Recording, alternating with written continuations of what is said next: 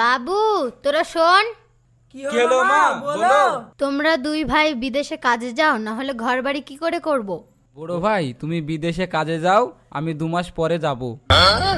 ঠিক আছে, তুই 2 মাস পরে আয় তাহলে।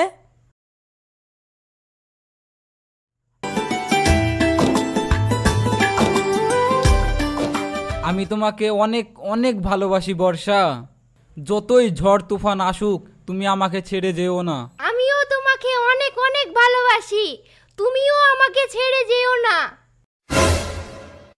ইরে শালা, এরা পার্কে বসে চুরি চুরি করে প্রেম করছে। থাম, তোদের বাড়িতে গিয়ে আমি বলছি। ও চাচি, চাচি বাড়িতে আসো নাকি? কি হলো বাবু বলো। তোমার ছেলে আর ওই ভুলার মেয়ে পার্কে বসে প্রেম করছে। ঠিক আছে বাবু, আমি দেখছি। দীপিকা বোন একটু শোনো। কি হলো বোন বলো।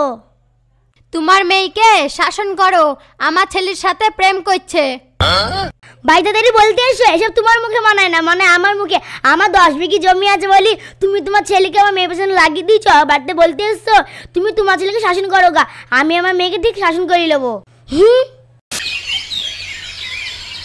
বাবু তুই বর্ষাকে ভুলে যা, এই গ্রামে আমি তোর বিয়ে দেব না। মা তুমি একটু বোঝার চেষ্টা করো, আমি বর্ষাকে ছাড়া বাঁচবো না। ছেলে আমার মনে মনে এত দূর এগিয়ে গেছে, ভালোবাসার ভূত মাথা থেকে ছাড়াতে হবে। ওগো চলো সাধু বাবার কাছে যাই। ছেলে তো ঘাড়ে ভালোবাসার ভূত চাপিছে, চলো তাহলে যাই।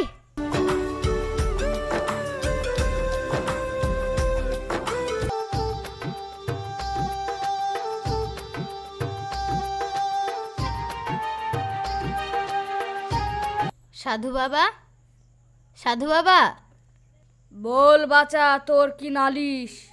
বাবা আমার ছেলে একটা মেয়েকে ভালোবাসে, এমন কিছু দেন যাতে ওই মেয়েটাকে ভুলে যায়। রিং ব্রিং ত্রিং সাহা ফট ফট।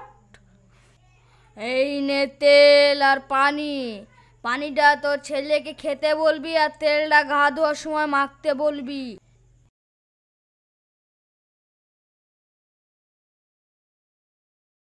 হ্যালো কে আপনি? রাজ, তুমি আমাকে চিনতে পারছো না?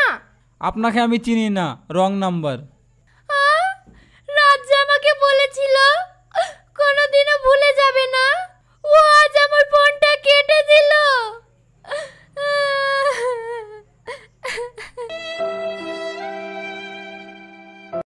হ্যালো ভাই।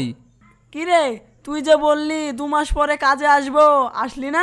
হ্যাঁ ভাই, কালকেই আমি যাচ্ছি।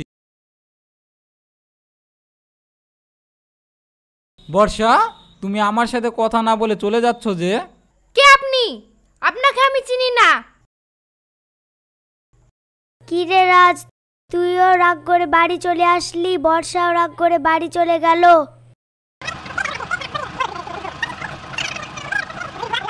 বোন তুই তো সবই শুনলি, তাহলে বর্ষার সঙ্গে আমার দেখা করিয়ে দে। ঠিক আছে, কাল বিকেল 4টে পার্কে তোর সঙ্গে দেখা করিয়ে দেব।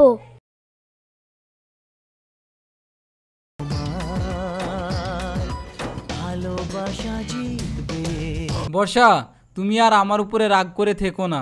ঠিক আছে, তোমাকে আর বলতে হবে না, আমি সব বুঝতে পেরেছি। চলো তাহলে আজকেই আমরা বিয়ে করে ফেলি। তুমি ঠিকই বলেছ, চলো তাহলে বিয়ে করে ফেলি।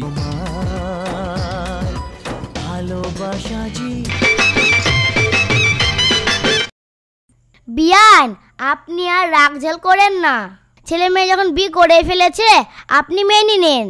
ঠিক আছে বিয়ান, আর তো কিছু করার নেই, মেনে নিতেই হবে।